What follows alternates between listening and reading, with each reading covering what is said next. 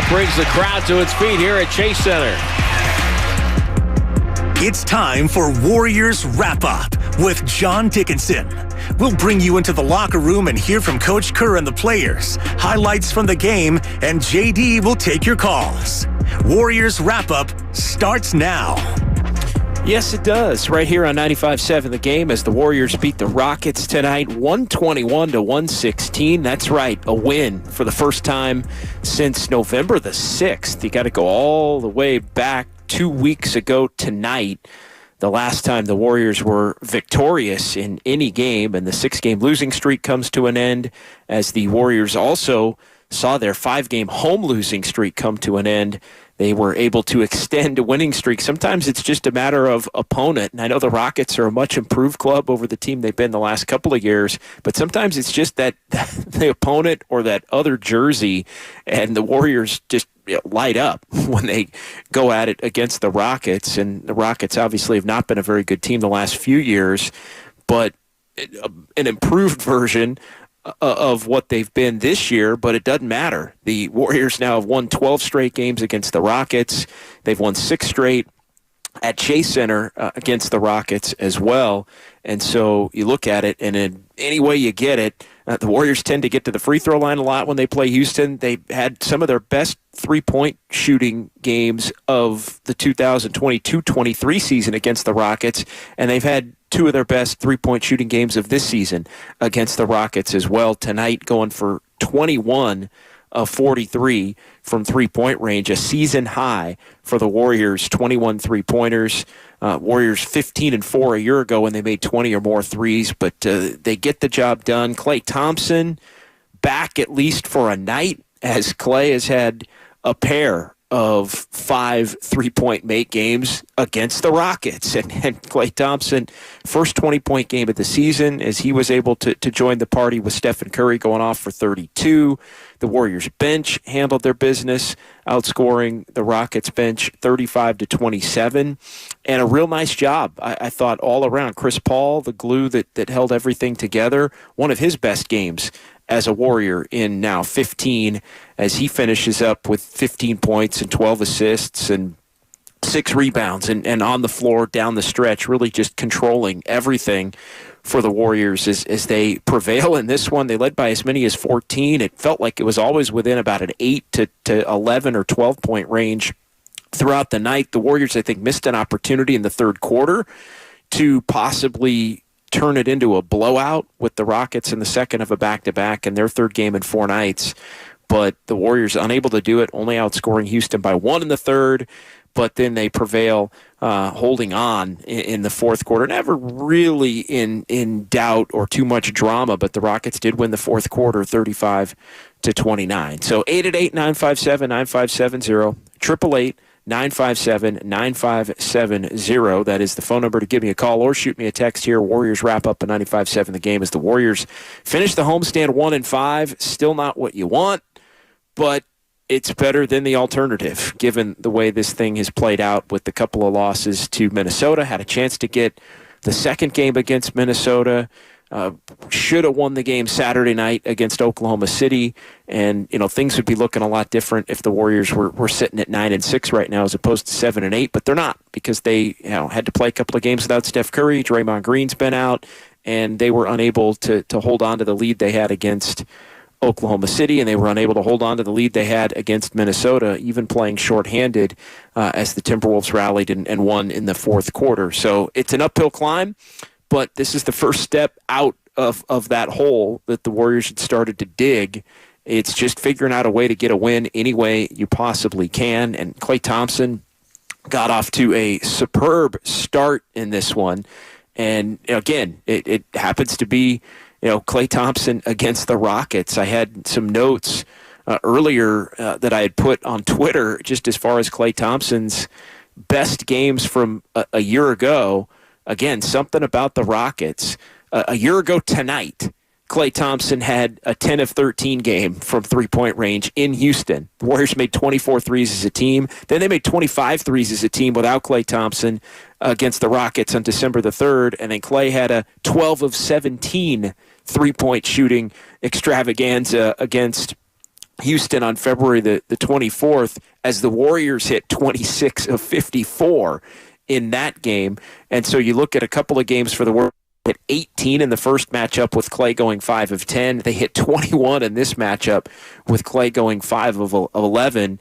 And the Rockets just don't defend the three ball well, at least these last couple of years, and at least they haven't against the Warriors. They really tried to do a physical job against Steph Curry, but Curry was able to handle business, play through it, get to the free throw line. I think, look at different ways where the Warriors won this game tonight. They really won it at the three-point line, and they won it at the free throw line. 33 free throw attempts, and Stephen Curry had 12 of the 33, knocked down 11 of 12. And, that's a 13-point advantage. The Rockets only got to the line 19 times and made 15, so it was a 28-15 edge in free throws. The Warriors made 8 more three-pointers, so you're in that instance, you're plus 24 on the scoreboard, and then the bench did the trick again. The bench, a plus 8, and this one led by Dario Saric. Moses Moody played some solid minutes. Jonathan Kuminga didn't score as much as he has in some other games, but I thought Kuminga was active and impactful, even in what amounted to just 18 minutes tonight. So really nobody for the Warriors was bad, it felt like, in this game tonight. And they needed a steadying type performance if they were going to beat anybody. And again, nobody should be looking down at this point on the Rockets. I mean, the Rockets are 6-6. They lost their first 3, excuse me, and then won 6 in a row, and now they've lost their last 3 to dip back to 6-6. But this is a much different Rockets team than the ones that they've had these last couple of years. Fred VanVleet and Dillon Brooks. I know Warriors like seeing Dillon Brooks go up against him, but those two vets have been, I think, steadying influences around Jalen Green and Jabari Smith and Alperen Sengun. But the Warriors, again, getting enough of just what they need in a lot of different ways to help themselves earn this victory by a final of 121 to 116. So 888-957-9570, 888-957-9570, as the Warriors now will hit the road on Wednesday, as they'll go up against the Phoenix Suns, and then right back at Chase on Friday against San Antonio in what will be an in-season tournament game. Warriors still have a couple of those coming up against the Spurs and the Kings. But yeah, real good game from Chris Paul tonight. And look, the question for me, as far as Klay Thompson goes, as Chris Paul started to make his three-point shot, he was just a calming veteran influence, I thought, tonight was Chris Paul, in the sense that you're going up against this younger team, and steady wins the race against a lot of these younger teams and teams that are up and coming. So I think Chris Paul was just solid in every phase. There were times in the second quarter where the game was just kind of hanging, and beginning of the second quarter, that group, a little bit of a bigger group with Chris Paul and Klay Thompson, Jonathan Kuminga, Dario Saric, Trace Jackson Davis, and Chris Paul really, I thought, controlled that group well, as the Warriors had their best quarter of the game in quarter number 2, and that group really, I thought, put an imprint on the game. But yeah, some of the just highlights from this one, as far as great start for Klay Thompson, back and forth first quarter. Chris Paul subbed out, came back in, really, I thought, calmed things down, led them into that second quarter group that I mentioned, where he was out there with Klay and Jonathan Kuminga and Saric and Trace Jackson Davis. And the Warriors were able to then push up to a 10-point lead at the break. Curry came back and had a little flurry there to get the Warriors to where they were up by double digits. And then the third quarter, Warriors push it out to 13. But it started to feel a little bit like Saturday night. Couple of turnovers, and Steve Kerr didn't just let it play out as he did on Saturday night. Took quick timeout, didn't want to repeat. Warriors couldn't blow it open, even though they had a chance to. But it was interesting with the Rockets playing their second in a couple of nights here, the back back and then 3 in 4 nights with a couple of those games in Los Angeles here, that the Warriors, you thought they'd probably have enough to get this one done down the stretch, but Steve Kerr wasn't messing around in this one either. Steph Curry started the fourth quarter and played the entire fourth quarter in this game, and the Warriors needed it. I mean, Kerr wanted to make sure that he was going to get this one.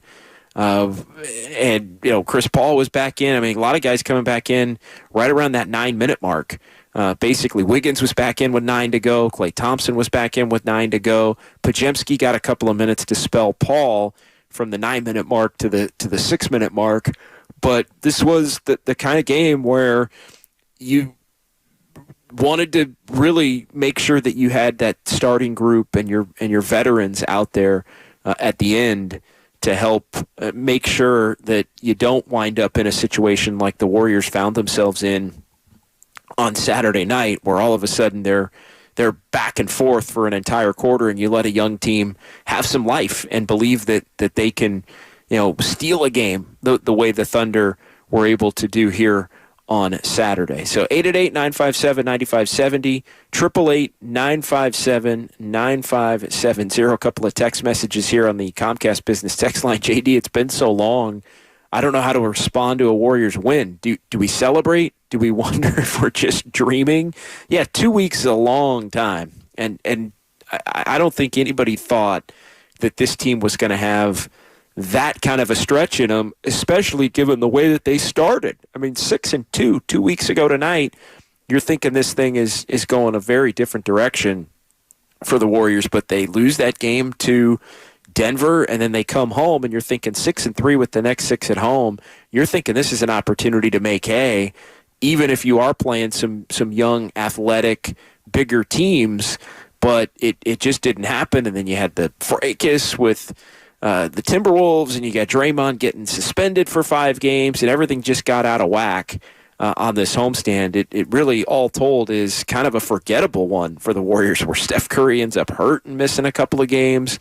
But you do what you can with what you have, and tonight that meant just trying to salvage a 1-5. And if you're only going to win one, you might as well have it be the last one to at least try and provide some kind of spark and positive momentum as the Warriors go and look to play the Phoenix Suns, who are right there where the Warriors are. I mean, they've been shorthanded without Bradley Beal for a good chunk, without Devin Booker, but you look at where the Warriors are right now, just a game off the pace of where the Suns are, game and a half off the pace of where the Lakers are. But as we've talked about so often over the weekend, it's the Minnesotas and the OKCs and the Dallases and the Sacramentos of the world. Kings got beat tonight, blown out by the Pelicans. They're funny. The Kings' 6-game winning streak ended here tonight on the night where the Warriors' 6-game losing streak came to an end. Both those streaks, ironically enough, started on the same night back in November the 8th. When the Warriors were losing to the Nuggets. But it's those younger teams, I think, at this point that are the concern with the 7-8 start for the Warriors. It's that those teams are maybe getting a little bit of a jump on you in the early part of the season. So, yeah, all in all, though, you take it and you move on and you head to Phoenix and you see if you can't somehow get that one. And then if you can get that one, you got some positive momentum with the Spurs coming in. But I think the one thing these last 2 weeks have shown everybody is this team, and not to go Zaza Pachulia, but nothing easy. I mean, nothing easy for this team, and take nothing for granted. Everybody was feeling so good about the road wins and the opportunity for this team to get off to kind of a special start. And we're not in the business of having to rate wins, so I don't want to, I was kind of walking down to the press conference room for a little bit before heading up to where I do the show, and there were a couple of fans that stopped me and said, I thought they'd win by more tonight. And I'm like, whoa. Like, you just got to get a win. And I know Steve Kerr addressed that in his post-game press conference, just the simple fact that when you're in a losing streak, it seems like history's told him that you never are able to win easy. No matter who your opponent is, no matter how the game looks like it might turn into a blowout, sometimes you got to just hang on for one just to get one. And I think the Warriors were hoping they could do that against OKC the other night. were unable to. But now tonight, they are able to get the job done in a game they led by as many as 14. So 888-957-9570, 888-957-9570. It's John Dickinson here on Warriors Wrap Up on 95.7 The Game as Golden State wins it 121-116, improving to 7-8. The Rockets are now 6-6. Interesting first 12 games for the Rockets. They lose their first 3, then they win 6 in a row, and now they lose their next 3 to end up at 6-6 on the young season. But going back to that text from the Comcast Business text line, celebrate. If you're a Warriors fan tonight, celebrate. Absolutely celebrate. And another text message, only 8 turnovers, but Curry had 4 of them. Yeah, I mean, Curry's going to turn it over from time to time. The 8, I think, did tell the story.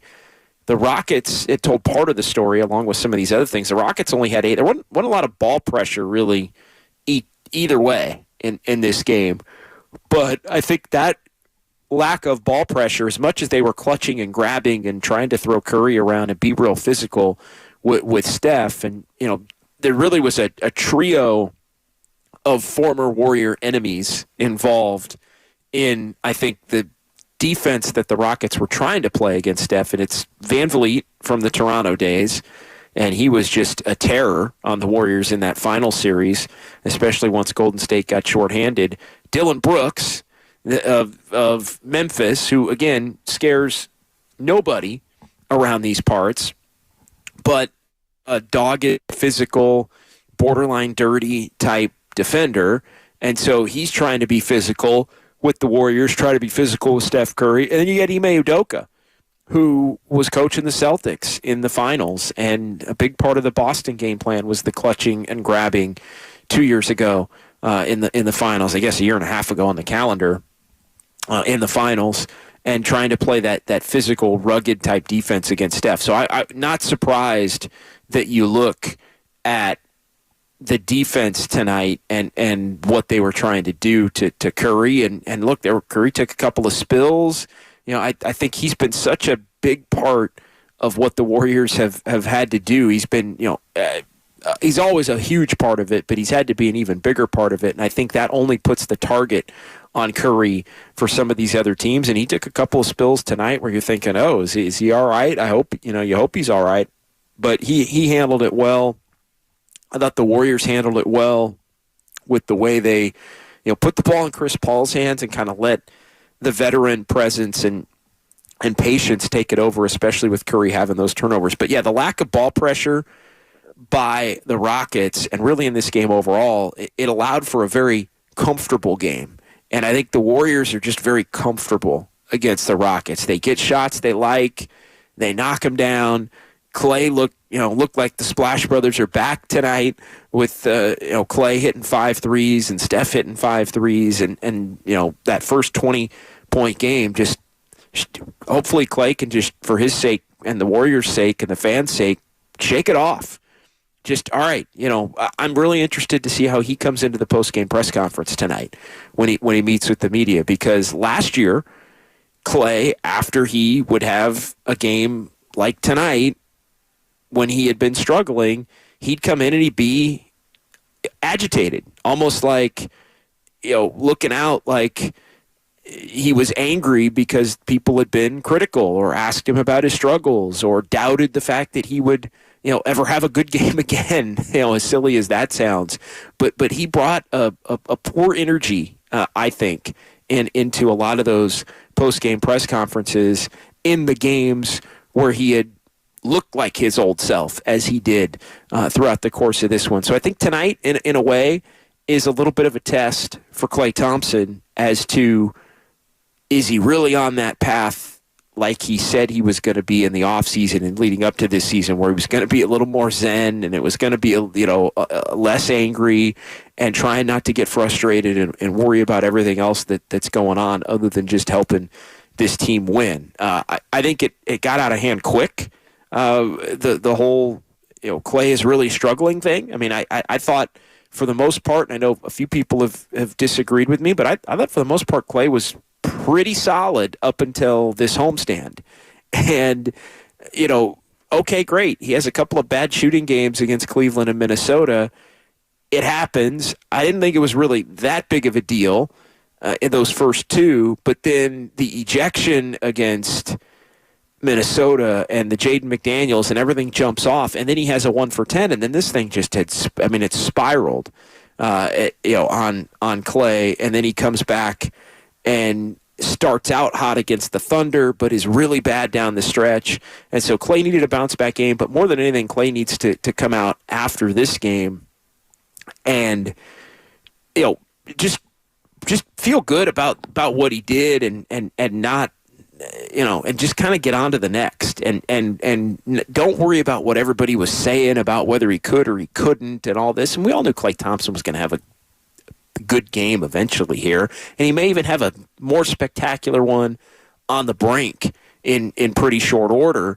But you got to keep the vibes high and the mentality right. And, it's can you build on it? If you're Klay Thompson, it's not can you have one of these games or two of these games every so often. It's can you really build on it and can you be steady, because I do think through the first 9 games Klay Thompson was steady and it just everything just kind of broke loose the first couple of games on the homestand, and I think it kind of snowballed on him a little bit. So steady Klay is important, and I agree with this text from the 510. Klay's been solid with his decision-making. Yeah, the Minnesota ejection was not the norm and didn't define what he's able to do this year. No, I agree with that. But it did turn 2 bad games basically into 5 bad games.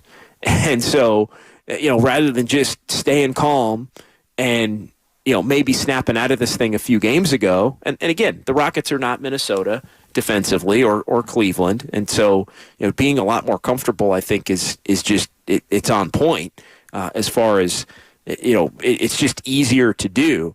But yeah, I agree with that overarching point. I really do. I think Klay's decision making and shot selection and everything had been fine, and I thought it was even fine through the Cleveland and first Minnesota game. And obviously shot selection wasn't the issue in the second Minnesota game because he was thrown out in the first 2 minutes. So it really didn't, in my mind, get away from him until these last couple of games. The second OKC game with the 1 of 10 and then some of the shots down the stretch in the game. So I don't think things have necessarily been nearly as dire as has been discussed with respect to Klay Thompson, top to bottom, when you look at this season.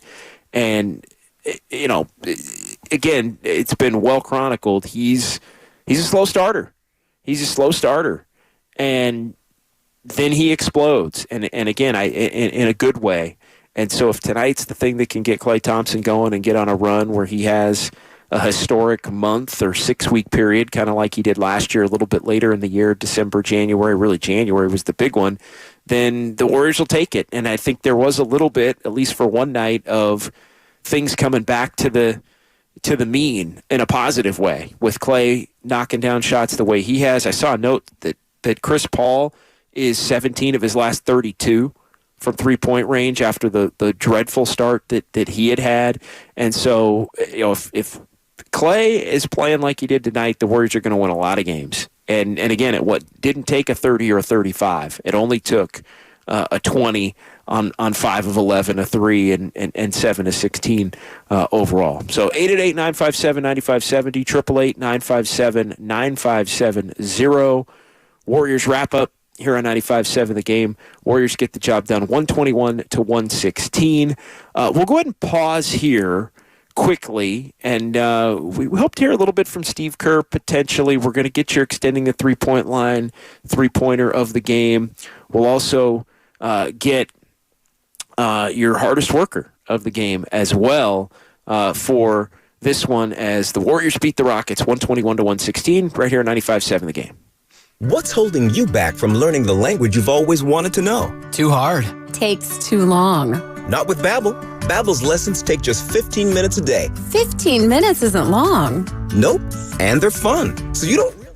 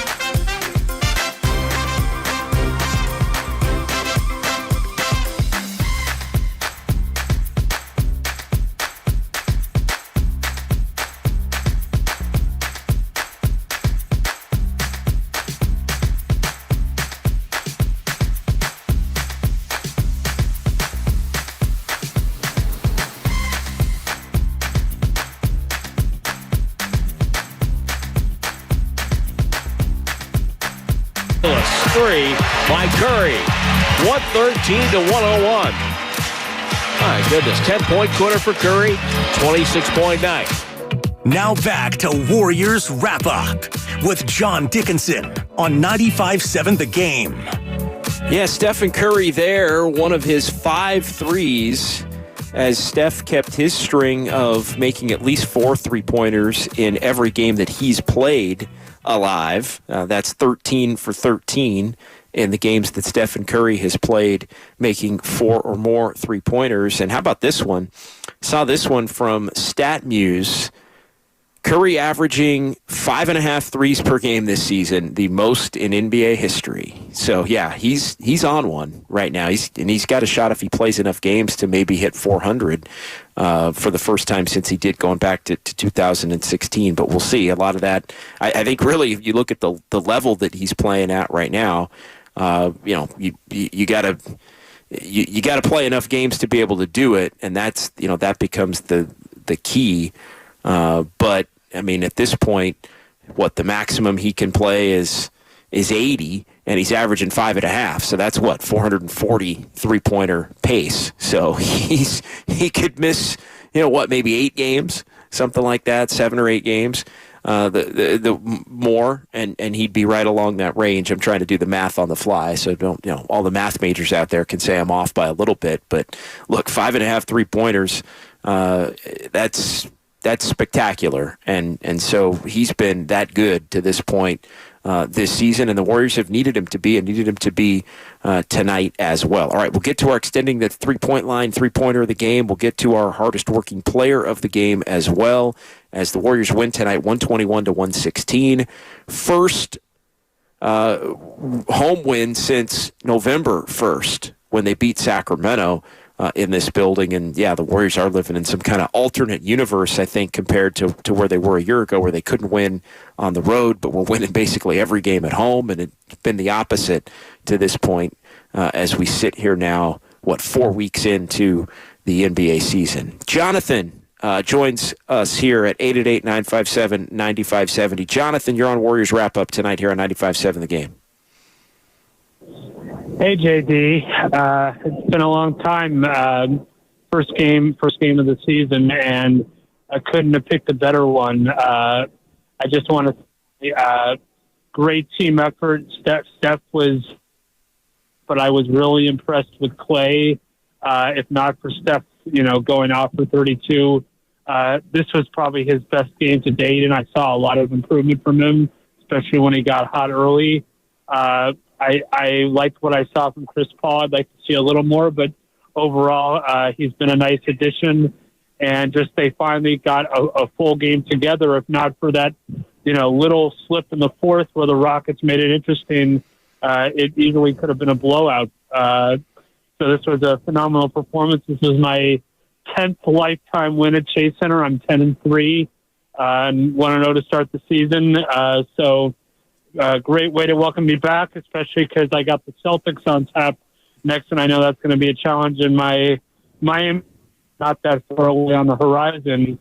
I got a 2-game losing streak there against the Warriors. So, but it's great to be back. I've been watching the games and getting frustrated like everybody. So nice way to open the year and see him finally end that losing streak. But great super.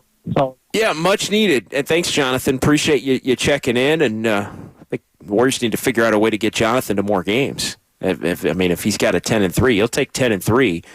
Just extrapolate that out over the course of the rest of the season. The Warriors will be just fine. You got to get him on some road trips too, to boot.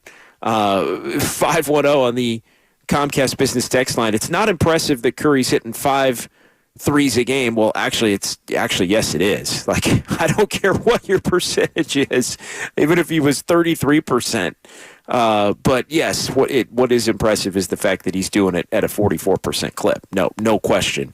There really isn't anything that Steph Curry does right now that isn't impressive, except maybe occasionally the turnovers. We did have somebody that chimed in about that, and 4 of the 8 tonight for Curry as well. But look, he's done everything he possibly can to help keep this team right there in the mix and where they need to be. 650 on the Comcast Business text line. JD, weren't you the one who said the bad outweigh the good with Klay? No. What I said was, and I appreciate you for, basically spamming the text line with that multiple times. I'll address it. No, what I said was the bad games are absolute killers. When the bad games, some of them are so bad that the Warriors can't win because they're that bad. It's not necessarily the bad outweigh the good. Last year I thought at times that was the case. I thought by the end of the season there were more good than bad, but at this point last season the bad games outweighed the good. I think it's been, I think he's really had maybe 3 really bad games to this point. I think he's had 2 or 3 good games, and I think the others have been, for the most part, in the steady range to this point. But no, I've said this, and I'll reiterate it. I mean, you look at Klay Thompson's overall numbers, which he's pointed out last season, the 300 threes and leading the league and doing it at the 41.5% clip. His overall numbers were fine. It was how he got to those numbers that was problematic. It was not steady. It was a lot of really hot nights, and that would help, and it was a lot of really cold nights. And the one thing that I've said was if he was a little more steady, consistent, conscientious about the shot selection on the nights where he was colder to keep the ball moving, that the Warriors could still win a lot of those games when he did that. And I think the Warriors were doing that when they were 6-2, 6-3 to begin the season.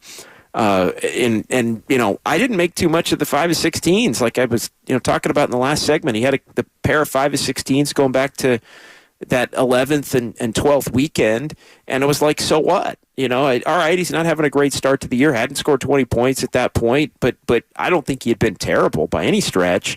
And then it snowballed with the whole Jaden McDaniels back and forth and tugging on the jersey and getting ejected, and then chases that, like I said, with a 1 of 10 and the 1 of 10 against OKC kills you. And you're not going to win that game anyway because you didn't have Steph Curry. The shots that he took down the stretch against the Thunder on Saturday night kill you. And he got off to a really good start in that game and then missed, his last 6 shots and took some bad ones. So, no, I have not said that the bad outweigh the good. What I have said is a more steady Klay Thompson in terms of how he gets his numbers. It's not just look up at the end of the year and look at the overall numbers. I think for the most part that would be true normally, but it was just distinct. If you watched all the games, it was it was a lot of either he was out of this world 10 of 13 or he'd be 1 for 9. And you add it up at the end and the numbers look good. He's not wrong to point that out as adamantly as he did, especially coming off of a couple years of injuries. But again, it's not just about the numbers. It's about, are you helping a team win? And again, to make myself clear, I do think Klay Thompson was helping this team win for the most part up until really the game that he got ejected in against Minnesota this past week. So 888-957-9570. Happy to be able to clarify that here on 95.7 The Game. 510 says, it was exactly a year ago today the Warriors got their first road win, ironically, against Houston. Well, they don't lose to Houston. They don't lose to this version of the Rockets. Now 12 or 2 in a row this year. They don't lose to any version of the Rockets since before the pandemic. The Warriors are 12-0 since the pandemic against the Rockets. Whether it was the play-in tournament team from a couple of years back, whether it was the title team from 2 years ago, or this team so far this season, the Warriors have owned all these different iterations of the Rockets, in addition to, of course, going back years ago to all the playoff meetings and the Warriors getting the upper hand against the much, much different and more talented Rockets teams of James Harden and at times Chris Paul of the past there. So 888-957-9570. Let's go ahead and get to our extending the three-point line three-pointer of the night. Chris Paul quickly to Thompson. Pump fake. Fires a three. It's up and good. Pump fake. He almost left his feet. He was up on a tippy toe on the left foot. That was the one for me tonight where I was like, all right, it doesn't matter. He's hot. He's hot tonight. It's not, he's, because so often you see, a player will do that and then it throws him out of rhythm. And when Klay's on, it doesn't even matter. Klay can shoot him in any form.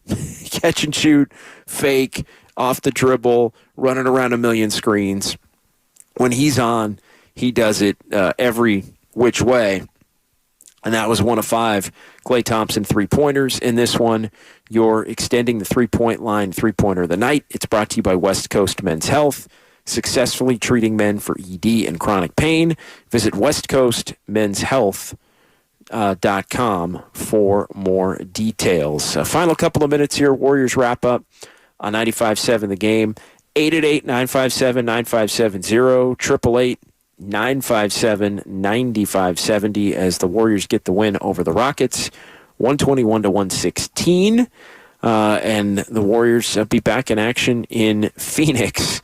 Some of the highlights from Klay Thompson's post-game press conference, he did have the paper airplane back out tonight. He said, I think it was the Cleveland game, he said that his performance was not worthy of making a paper airplane in that game.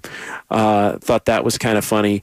Some highlights. Klay said he watched the Redeem Team documentary last night, and he was talking about Chris Paul getting, as one of the youngsters on that team, basically getting hazed by the guys that had been around for longer than he had been. So some fun stuff there. And again, you got Steph backing up Klay, of course. I mean, those two, it's ride or die for those two with Draymond Green as well. I mean, this team doubled down on the big three. And I know at times it's been frustrating for Warrior fans. And, there was some hinting at needing to retool or refine the Warriors rotation from Steve Kerr in the pregame press conference. But, love it or hate it, this team is willing to ride it out with Steph Curry, Klay Thompson, and Draymond Green this season. And I mean, why not? They were disappointed with the way last year played out. They feel like there's a better connected team this year. So you might as well give yourself some semblance of a chance, assuming that everybody can be healthy enough to work through the ups and downs of a normal season and try and put yourself in a good enough position to where you can make that run. But there's going to be ups and downs. I mean, that's the only thing. Tonight does not mean everything is fixed. Just in the same vein that the losing streak didn't mean that everything was necessarily completely broken. So some notes to get to before we get to our hardest worker of the game tonight. We talked about all the streaks, the Warriors ending the 6-game losing streak and the 5-game home losing streak. They've won 12 in a row now against the Rockets, and they've won 6 in a row now, half of those games at Chase Center against the Rockets as well. The Warriors 2-0 season series lead. One more meeting in Houston on April 4th, although the Warriors could end up playing the Rockets as part of the in-season tournament. There could be one of the games, if you don't make the Final 8, you get kicked to somebody that you only play 3 times.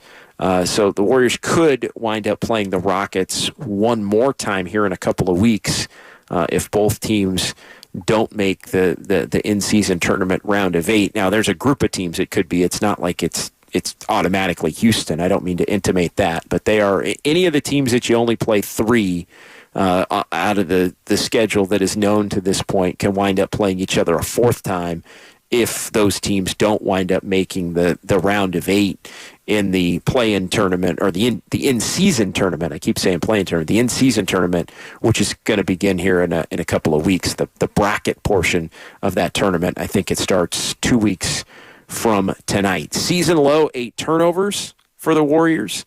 In this one, season high, 21 three-pointers made for the Warriors in this one as well, as the Warriors, again, 15-4 last year when they made at least 20 three-pointers. Warriors reserves, again, win the battle of the benches. as they get that done for the 14th time in 15 games. 35-27 tonight, so not the as significant a margin as they'd averaged, about 13 points per game average. And again, the only time the Warriors did not have their bench outscore the opponent's bench was the Thursday game, the first of the two against Oklahoma City.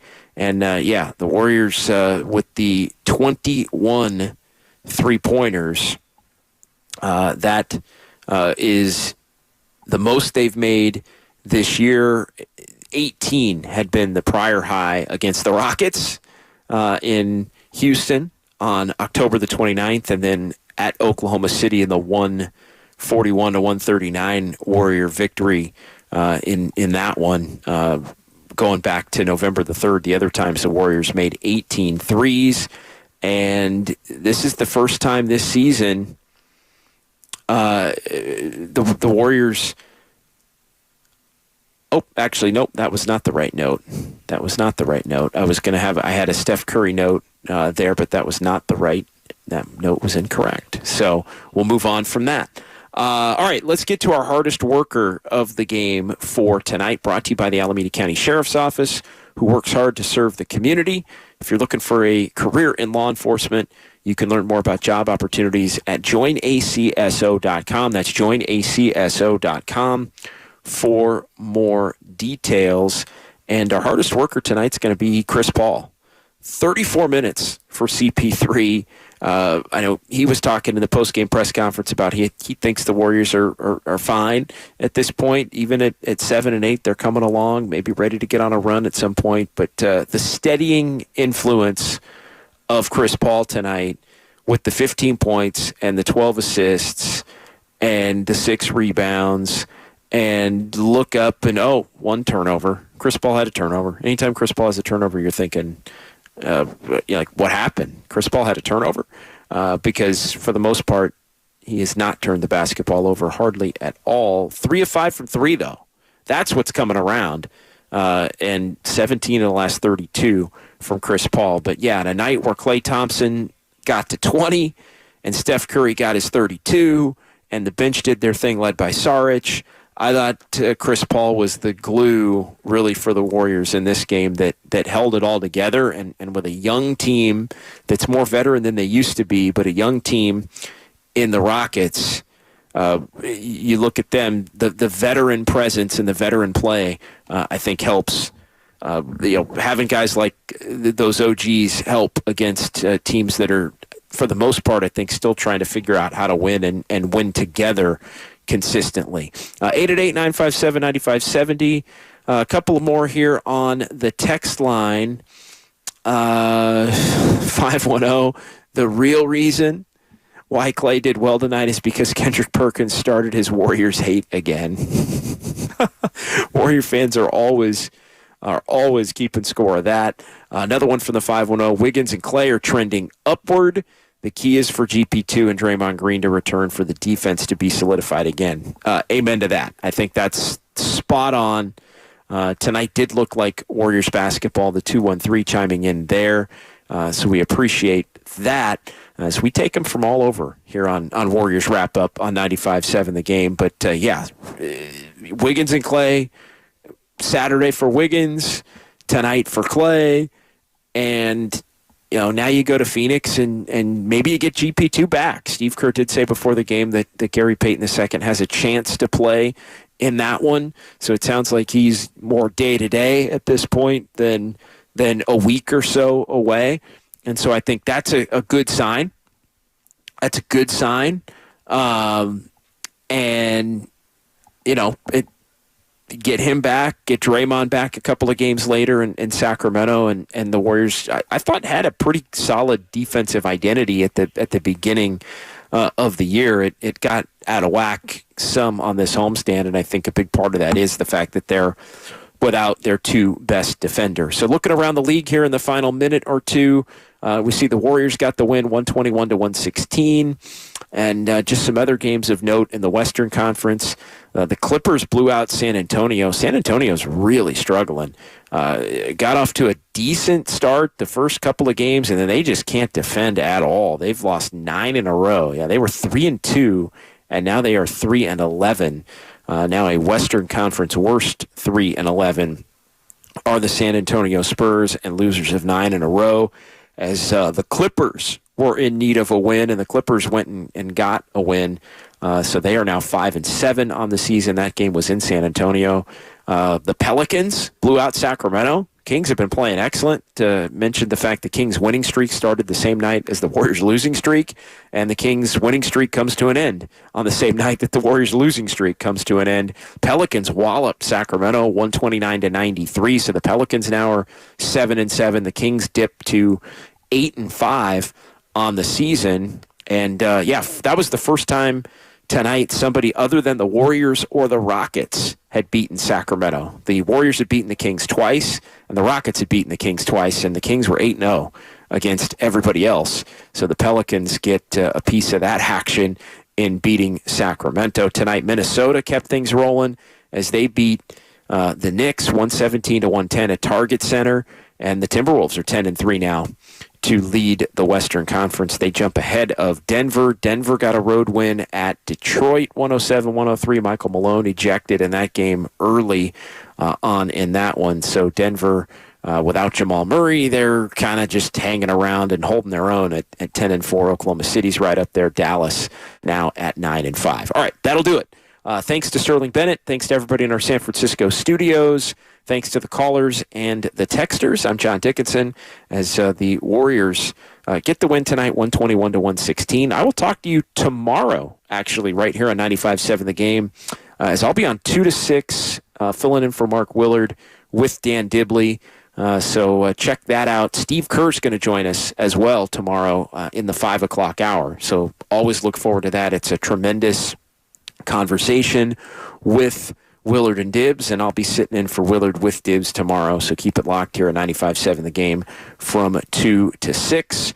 Looking forward to that, and then I'll be back with Warriors Live on Wednesday as the Warriors and the Suns. That's a 6 o'clock Warriors Live, 7 o'clock tip, night before Thanksgiving, Warriors and the Suns in the Valley before we all take the Thanksgiving Day holiday off and come back for the Warriors and the Spurs next up in this building on Friday night. So we'll talk to you tomorrow. We'll talk to you Wednesday. Warriors win it tonight. 6-game losing streak is history, 121-116. And you heard it all right here at 95.7 The Game. Good night. For today's show and tell, I present my phone. It's made with glass and